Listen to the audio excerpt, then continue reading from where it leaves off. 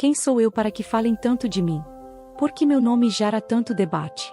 Fui uma pecadora arrependida? Uma mulher rica que largou tudo por amor a Jesus? Ou, como dizem alguns, sua companheira mais próxima? Sou Maria, conhecida como Madalena, de Magdala, minha terra natal, à beira do mar da Galileia. Carrego um nome que atravessou séculos cercado de confusão, devoção, admiração e também especulação. Dizem que fui prostituta. Outros afirmam que fui uma mulher de posses, que deixei tudo para seguir Jesus. A verdade, nem tudo está escrito com clareza. Mas o que se sabe, está no Evangelho, e é com isso que quero começar a contar minha história. No Evangelho de Lucas, capítulo 8, sou apresentada como uma das mulheres que foram curadas por Jesus. Em meu caso, ele expulsou de mim 7 demônios. Esse detalhe sempre intrigou os estudiosos. Alguns interpretam como possessões espirituais, outros como doenças mentais ou sofrimento profundo. Seja qual for a explicação, o fato é que minha vida mudou radicalmente após esse encontro. Passei a seguir Jesus. Com minhas próprias posses, ajudava a sustentar-se o ministério. Sim, eu tinha recursos, e isso reforça a ideia de que eu vinha de uma família rica. Nada nos evangelhos fala que fui adúltera ou prostituta, e embora, durante séculos, minha imagem tenha sido confundida com outras mulheres mencionadas nas escrituras, como a pecadora anônima que unge os pés de Jesus. Séculos depois, muitos começaram a me ver como mais do que uma seguidora. Dan Brown, por exemplo, no livro O Código da Vinci, sugeriu que eu teria sido casada com Jesus, e que nossa relação foi ocultada pela Igreja. Mas essas são teorias modernas, sem base nos textos cristãos originais. Ainda assim, refletem o mistério que meu nome evoca. Minha história não é de escândalo. É de transformação. O que são 7 demônios comparados à dor que eu carregava? Você já se sentiu escravizado por algo que não consegue nomear? Já carregou culpas ou angústias tão profundas que pareciam ter vida própria dentro de você? Era assim que eu vivia antes dele. Antes de Jesus. O evangelista Lucas escreveu que ele expulsou de mim 7 demônios. Mas o que eram estes demônios exatamente? Os evangelhos não explicam. Muitos interpretaram literalmente, como possessões espirituais. Outros veem nisso uma linguagem simbólica, 7 dores, 7 traumas, 7 vícios ou culpas que me aprisionavam. O número 7, na tradição hebraica, representa a totalidade. Isso talvez indique que eu estava completamente tomada pelo sofrimento. Seja físico, espiritual ou emocional. E foi nesse abismo que Jesus me encontrou. Não com julgamento. Não com condenação. Mas com cura. Ele olhou para mim, como ninguém jamais havia olhado. Não com desejo, nem com desprezo. Mas com compaixão. E algo dentro de mim se quebrou. Ou talvez tenha se libertado. A presença dele era como luz no fim da noite. Forte, mas serena. Penetrante, mas suave.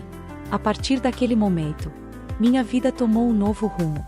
Abandonei tudo que era meu, minha cidade, minha segurança, meus bens.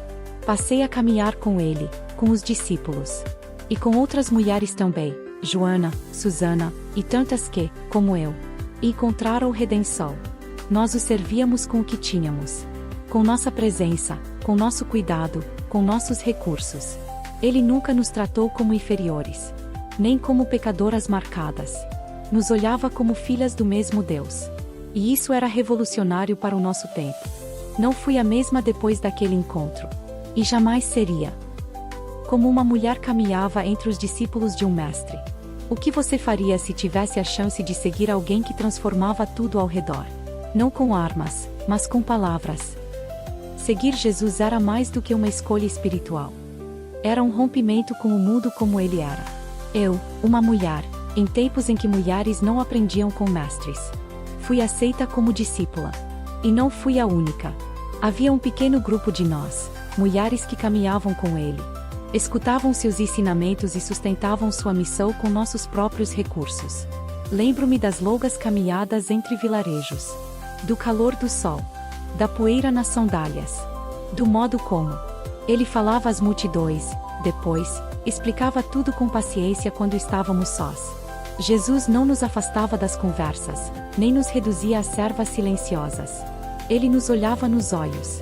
Isso, por si só, já era um milagre. Alguns dos homens estranhavam nossa presença. Outros, como João e André, nos tratavam com respeito. Pedro era impulsivo, e às vezes questionava, mas via em mim uma irmã na fé. Nunca fui uma apóstola no sentido formal, não fui chamada entre os 12. Mas era discípula, sim, e ativa. Nós cuidávamos da logística, da comida, da água, do repouso. Mas também estávamos ali quando ele falava sobre o reino de Deus. Sobre perdão. Sobre amar o inimigo. Eu escutava tudo. E cada palavra dele parecia me reconfigurar por dentro. Houve momentos de tensão. Ameaças de perseguição, olhares de desprezo. Mas onde Jesus estava, havia também alívio. A esperança caminhava conosco. E quanto mais o conhecia, mais compreendia. Aquele homem não era apenas um mestre. Era algo maior. Muito maior. Como suportar a dor de ver a esperança sangrar? E se aquele em quem você depositou toda a sua fé começasse a ser cercado por ameaças? Você continuaria ao lado dele, mesmo quando tudo parecesse desmoronar? A entrada em Jerusalém foi ao mesmo tempo gloriosa e sombria. As multidões o aclamavam como rei, mas havia algo no ar. Um peso. Uma urgência. Jesus falava de sua morte com uma serenidade que nos assustava. Dizia que o grão de trigo precisava cair na terra e morrer para dar fruto. Que o Filho do Homem seria entregue. As autoridades religiosas estavam inquietas. Seus ensinamentos, seus milagres, sua presença, tudo aquilo incomodava. Ele não seguia as convenções. Curava no sábado. Conversava com pecadores. Tocava os impuros. E chamava Deus de Pai, de forma íntima, como ninguém ousava. Nós sabíamos que algo se aproximava. Os discípulos murmuravam entre si. Havia tensão em cada esquina. E então veio aquela última ceia. Não estávamos com eles naquela noite, mas sentimos. Algo havia mudado. Depois, veio a prisão. Judas, um dos nossos, o traiu com um beijo. Jesus foi levado pelos soldados, e os discípulos fugiram. A maioria se escondeu. Mas eu não consegui me afastar. Acompanhei tudo de longe. Açoites. Julgamentos falsos. Gritos de crucifica-o. Não fazia sentido. Como podia o justo ser tratado como um criminoso? Na manhã seguinte, o levaram ao Gólgota. Eu estive lá. Estava de pé, junto à cruz. Vi o sangue escorrer. Vi os cravos. Vi os olhos dele ainda cheios de compaixão, mesmo enquanto agonizava. Poucos ficaram. João, sua mãe Maria, algumas outras mulheres. E eu. O mundo inteiro parecia tremer. E o céu, escurecer. Ali, aos pés da cruz, tudo o que eu cria parecia morrer junto com ele. Mas, no fundo do meu ser, algo me dizia: a história ainda não acabou. O que resta quando até a esperança é enterrada? Você já sentiu que tudo em que acreditava foi arrancado de uma vez? Que até o chão sob seus pés parecia desaparecer? Depois da morte, o corpo dele foi retirado da cruz com cuidado. José de Arimateia, homem justo e corajoso, pediu permissão a Pilatos para enterrá-lo. Eu o vi envolver o corpo de Jesus em linho puro e levá-lo a um túmulo novo, escavado na rocha. Nicodemos trouxe aromas e mirras. Nós, mulheres, seguimos à distância. Chorávamos em silêncio. Estávamos exaustas, desfeitas, mas não conseguíamos deixá-lo. Era sexta-feira. O sábado se aproximava, e com ele o descanso imposto pela lei. Não podíamos tocar em mortos, não podíamos continuar os ritos. Mas fizemos o que podíamos. Memorizei onde estava o túmulo. Sabia que voltaria. Naquele sábado, o mundo ficou suspenso. O silêncio era denso. Não havia mais vozes, nem milagres, nem palavras dele para nos guiar. Só o eco da dor. Cada lembrança queimava. Cada palavra dele se repetia na minha mente. Em 3 dias, reconstruirei o templo. O que ele queria dizer? A dor me impedia de entender. Para os homens, tudo estava acabado. Para mim, havia ainda o dever de honrar aquele corpo. Preparar os aromas, ungir a carne. Eu não sabia se teria permissão. Não sabia se os guardas me deixariam entrar. Mas nada, nem a pedra, nem os soldados, me impediriam de tentar. Na escuridão daquele sábado, eu alimentava a única certeza que me restava: eu o amava. E voltaria por ele. Mesmo morto. E se aquilo que você julgava ser o fim fosse, na verdade, o começo? Você já chorou tanto que não conseguia mais enxergar? Já foi ao encontro da dor e encontrou a vida? Ainda estava escuro quando saímos. Eu, Maria, mãe de Tiago, e Salomé. Levávamos os aromas que havíamos preparado. Íamos ao túmulo, aquele lugar de pedra fria onde o corpo dele descansava. No caminho, uma pergunta: quem nos removerá a pedra? Mas ao chegar, vimos o impensável. A pedra já havia sido removida. E o corpo não estava. Fiquei desesperada. Pensei que haviam roubado o corpo de Jesus. Corri. Gritei. Busquei ajuda. Pedro e João vieram, olharam e foram embora. Mas eu fiquei. Eu não conseguia ir embora de novo. Chorava, sem conseguir parar. Olhei para dentro do túmulo, e 2 anjos estavam lá. Mulher, por que choras? Perguntaram. Levaram meu Senhor, e não sei onde o puseram. Respondi. Ao me virar, vi um homem. Pensei que fosse o jardineiro. Ele também me perguntou: mulher, por que choras? A quem procuras? Então, ele disse meu nome. Maria. Aquela voz. Aquela entonação. Era ele. Raboni, exclamei. Meu mestre. Vivo. Diante de mim. Quis tocá-lo, mas ele disse: não me retenhas, pois ainda não subi ao Pai. Vai aos meus irmãos e diz-lhes: subo para meu Pai e vosso Pai, para meu Deus e vosso Deus. Eu, mulher, fui a primeira a vê-lo. A primeira a escutar sua voz depois da ressurreição. A primeira a ser enviada por ele. Naquele instante, compreendi: a morte não teve a última palavra. E eu não era mais só Maria de Magdala. Eu era testemunha da vida eterna. Quem acreditaria em uma mulher, mesmo quando ela diz a verdade mais importante do mundo?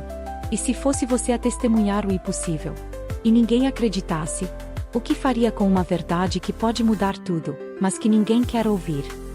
Corri para encontrar os discípulos. O coração batia forte, não de medo, mas de certeza. Eu tinha visto o Senhor. Ele estava vivo. Não em espírito, não em lembrança, vivo, real, com voz, com olhar, com presença. Ao chegar, eles ainda estavam escondidos. Portas trancadas. Rostos abatidos. Medo. Culpa. Silêncio. E ali, no meio daquele luto sufocado, eu falei. Eu vi o Senhor. Contei tudo. O túmulo vazio. Os anjos. A voz. Meu nome saindo dos lábios dele. A mensagem que me confiou. Subo para meu Pai e vosso Pai. Esperava que se alegrassem, que corressem ao encontro. Mas não foi o que aconteceu. Eles não creram. Nem Pedro, nem João, nem os outros. Meu testemunho foi recebido como devaneio, como se o luto deles fosse mais legítimo que minha esperança. Eu era mulher, e naquele tempo, palavras de mulher não tinham valor em tribunal, nem entre os próprios discípulos. Mas Jesus sabia o que fazia. Ele me escolheu como primeira testemunha. E mesmo que não acreditassem de imediato, plantei a semente. Falei com coragem, sem alterar nada. Só repeti o que vivi. Com o tempo, eles também o viriam. Mas a primeira vez, foi comigo. Não porque eu fosse mais santa, ou mais sábia, mas porque eu o amava com inteireza. Porque fiquei, quando todos fugiram. E naquele dia, ainda sem ser ouvida, compreendi que seguir Jesus significaria levar sua verdade mesmo quando o mundo não estivesse pronto para escutá-la. Porque apagaram minha identidade e me deram outra. E se a história que contaram sobre você fosse incompleta? Ou pior, se fosse outra história, de outra pessoa, colocada sobre a sua pele? Durante séculos, fui lembrada, mas de forma fragmentada. Na Igreja do Ocidente, especialmente a partir do século VI, minha identidade foi confundida com a de outras mulheres do Evangelho. O Papa Gregório Magno, em uma famosa homilia no ano 591, unificou 3 personagens em uma só figura: Maria Madalena, a pecadora anônima que unge os pés de Jesus com lágrimas e cabelos, e Maria de Betânia, irmã de Marta e Lázaro. A partir daí, tornei-me símbolo do arrependimento. A pecadora convertida. A prostituta perdoada. Minha imagem passou a carregar perfumes, cabelos longos e lágrimas, mas não autoridade de discípula. O que era um testemunho da vida nova em Cristo tornou-se caricatura da culpa e da sensualidade redimida. Não me ofendi com isso. Sei que muitas mulheres encontraram esperança na imagem da pecadora perdoada. Mas essa não era a minha história. Fui discípula, testemunha da ressurreição. Fui enviada. E tudo isso ficou obscurecido por séculos de interpretação equivocada. Na Idade Média, essa versão penetrou profundamente na cultura, na arte, nos sermões. Aparecia em vitrais, esculturas e pinturas, chorando, penitente, de joelhos. Mas raramente com voz. Quase nunca como apóstola. Foi apenas recentemente, no século XXI, que a Igreja começou a recuperar a verdade. Em 2016, o Papa Francisco elevou oficialmente minha celebração litúrgica ao mesmo nível das dos apóstolos. Fui chamada, no decreto oficial, de Apóstola dos Apóstolos. Uma reparação tardia, mas necessária. Minha história verdadeira não é escândalo. É fidelidade. Não é queda. É permanência. E mesmo que tenham me chamado de muitas coisas ao longo dos séculos, eu sei quem sou. E ele também sabia.